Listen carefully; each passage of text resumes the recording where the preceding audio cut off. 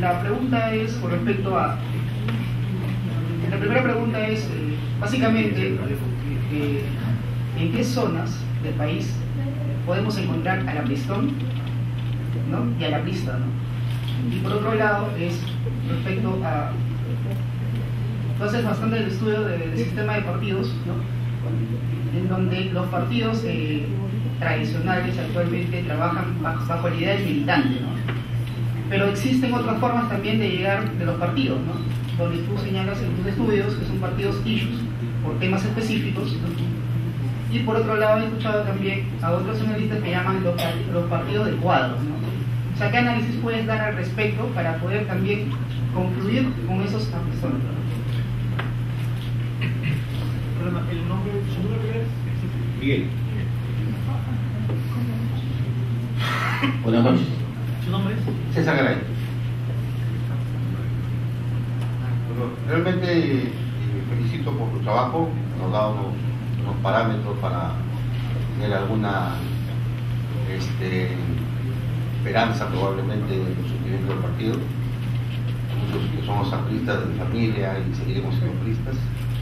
Pero lo que a mí me preocupa es que sí noto que en los últimos años hay un desgaste, ¿no? Y las mismas dirigencias se han enquistado, y no solamente las dirigencias nacionales, sino en las regionales, en las provinciales, en las distritales, y hay una forma de aferrarse a pesar que se sabe que el aprismo ya no es alternativa, pero se quieren aferrar, quieren ser candidatos aunque saben que van a perder. Por ejemplo, yo milito en Ángeles, en estas elecciones municipales últimas, de 14 candidatos fuimos el 13º candidato, con 1.240 votos, el colmo. Y ahí sigue el dirigente, que fue candidato, sigue siendo secretario general. Pero la máquina que antes había aprista, ahora es máquina de facciones. Entonces, los sismos nos han perjudicado.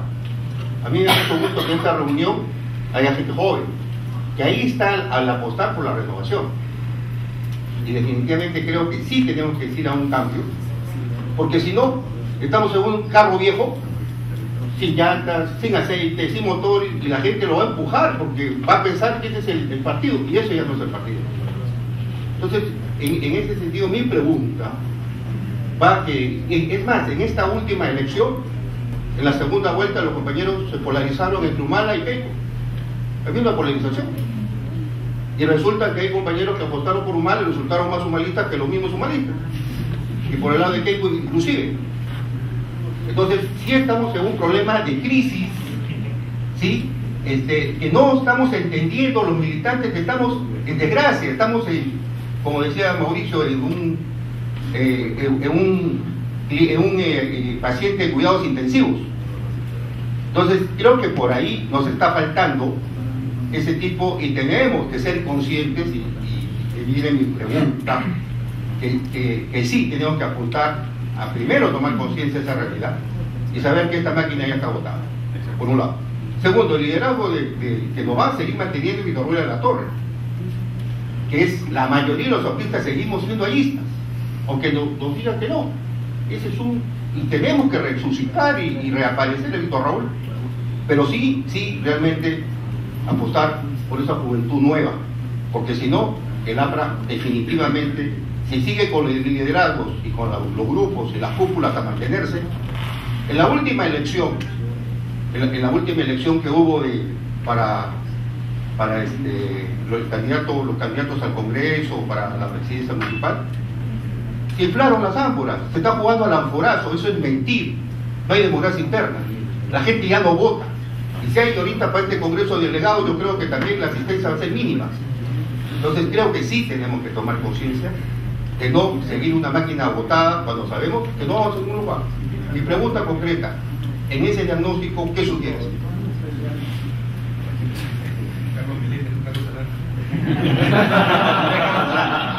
Dejamos, pero no.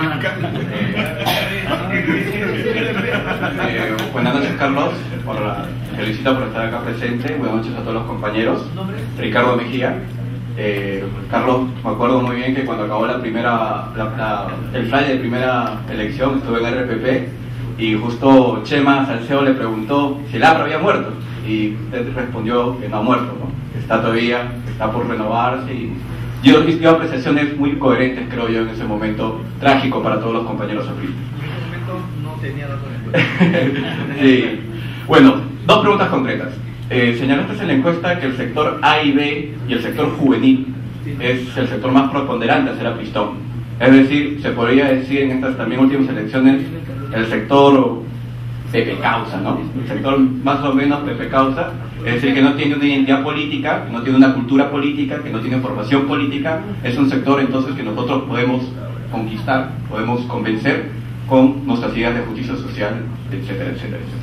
Yo creo que esa es mi primera pregunta, ¿no? ¿Cómo se realizaría, cómo enfocaríamos el partido para conquistar ese gran sector apristón, que es básicamente juvenil? Segundo, mi segunda pregunta es con referencia al antiaprismo, al antiaprista, ¿no? Señalas muy bien en la encuesta que realizas un buen sector. Nosotros podemos asociar ese sector antiaprista a un sector de izquierda o de izquierda radical, porque hay que ser coherentes, compañeros. El APRA es un partido de izquierda, somos un partido de izquierda democrática. ¿Se puede relacionar con un sector de izquierda, ¿no? Izquierda radical o izquierda caviar, ese antiaprismo? Esa es mi segunda pregunta. Gracias.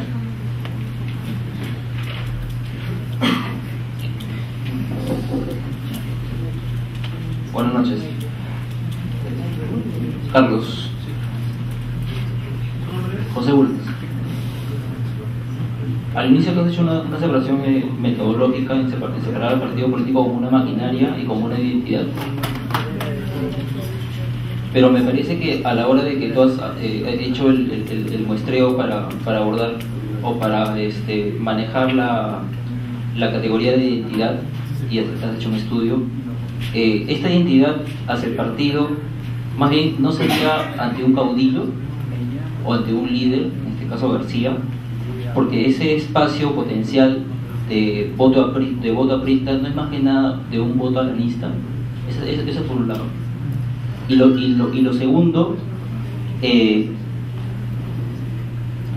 realmente es un problema hablar de los partidos políticos hoy en el siglo XXI, cuando ya las grandes ideologías se han derrumbado, cuando ya las grandes ideologías se han cuestionado, cuando hay además también en el contexto internacional hay una apolaridad en el poder, en el manejo, digamos, los discursos antiimperialistas, los discursos de abajo el capitalismo, como que se han visto ya cuestionados, siendo ese el escenario un poco de una anomia política.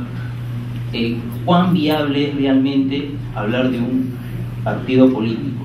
Eso, evidentemente, ponerlo en un plano meramente académico, en un plano partidario, sí, ideológico, definitivamente no, en un plano puramente académico. Esos dos serían mis puntos.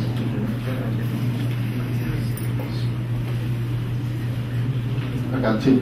Primero 5, luego otras 5. Acá por las preguntas, muy buenas todas, y por suerte creo que tengo respuestas para todas. Por suerte. Miguel, el estudio es representativo a nivel nacional. Es decir, se hizo en varias ciudades y en varias zonas urbanas y rurales del país.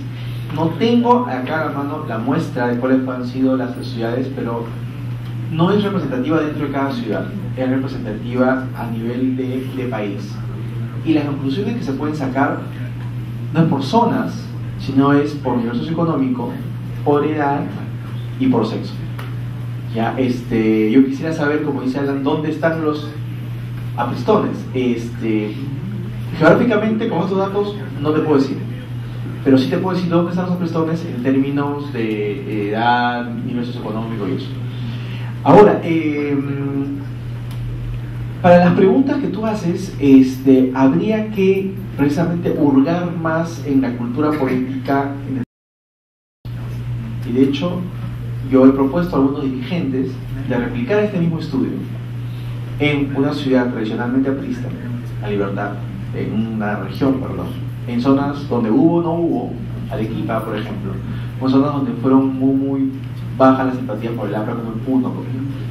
Entonces, habría que, para ese tipo de preguntas, para ver efectivamente cuál es para escarbar más en este aprista que es aprista pero odia al APRA o es que odia al APRA o lo odia al gobernante de turno o al dirigente de turno. Yo creo que ese tipo de preguntas que son más cualitativas habría que hacer estos estudios dentro de cada una de las regiones y ver con más detalle esas preguntas. Pero yo creo que estos los datos, y para la redundancia, son importantes, nos dan argumentos para hablar a nivel del país, es representativo el país. Por lo tanto, ya pasando a la pregunta de Ana, no puedo hablar efectivamente ahora de zonas donde están los apristones, pero sí a nivel socioeconómico. Ahora, Alan, tú preguntas acerca del sistema de partidos, cómo se vive la militancia en los partidos tradicionales, o hay partidos que tienen que ver con issues. Y luego, José en su última pregunta hablaba de los partidos sin ideología. Yo creo, académicamente, cómo se puede tomar eso, ¿no? Y cómo se puede hablar efectivamente de un desgaste del partido, como preguntaba César. Yo creo que hay que distinguir un elemento aquí. Es que los partidos políticos tradicionales se han creado en una sociedad y una economía preajuste.